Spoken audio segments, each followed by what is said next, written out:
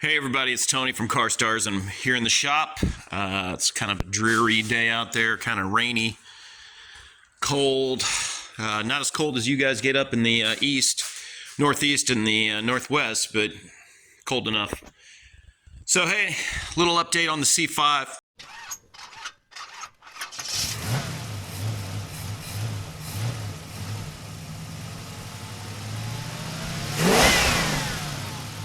Sorry, C4.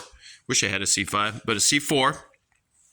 So we've stripped out the entire chassis harness that was for all the lights and everything.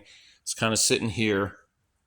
Reason I did that is because there's only certain lights from the chassis and certain things that we're going to keep on this car. So up front, I'm going to rewire in headlights, turn signals, and running lights, and a horn, so it's street legal. In the back, obviously, running lights, stoplight, turn signal, and let's see, I don't think I have a third brake light on this year, so no need for that.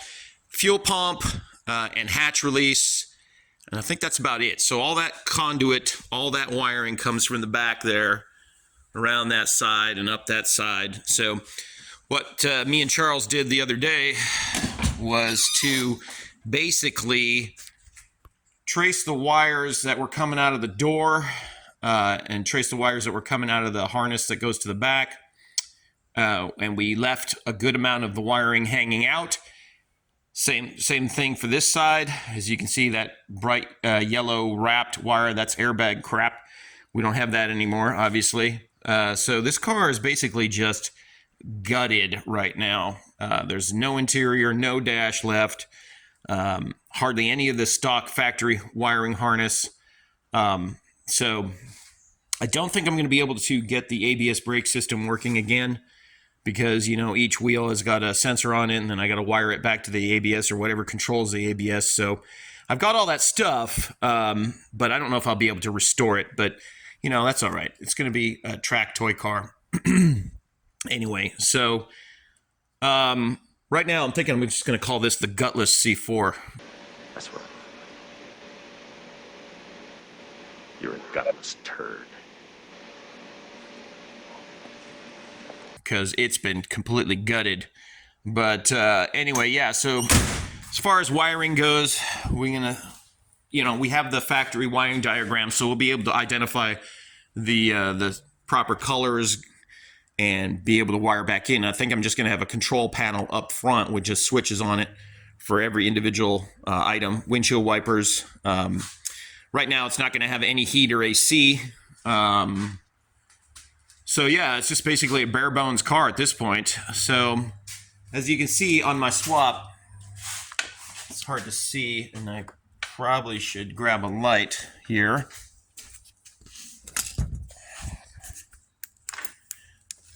But there is a box right there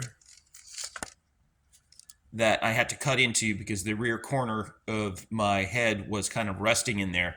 And that's when the engine was kind of flopped down a little bit. So I went a little, I don't know if I had to cut it that much for clearance purposes, but it allows me to get my hand in there, get tools in there, be able to get to the bolts in the back when the transmission is bolted up.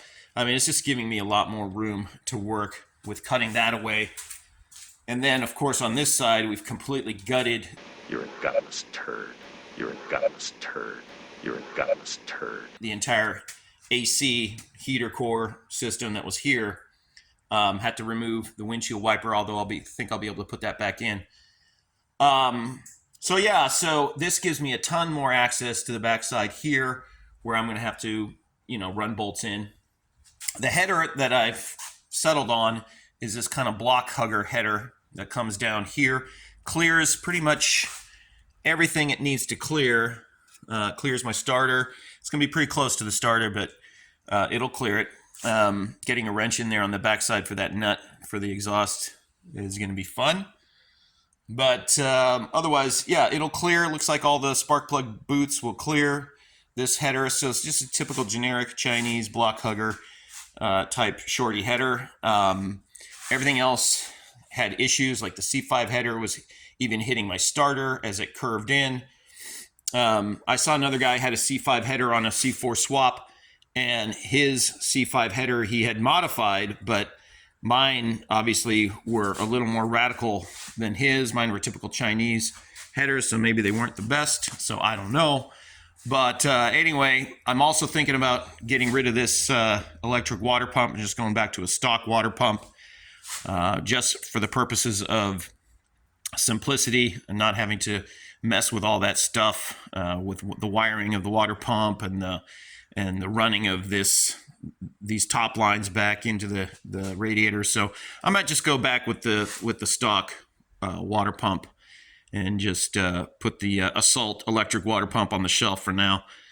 Maybe we'll use it on a different project, I don't know. But for now, this is kind of the update on the C5. I'm sorry, I keep saying C5. Maybe it's just wishful thinking, but the C4.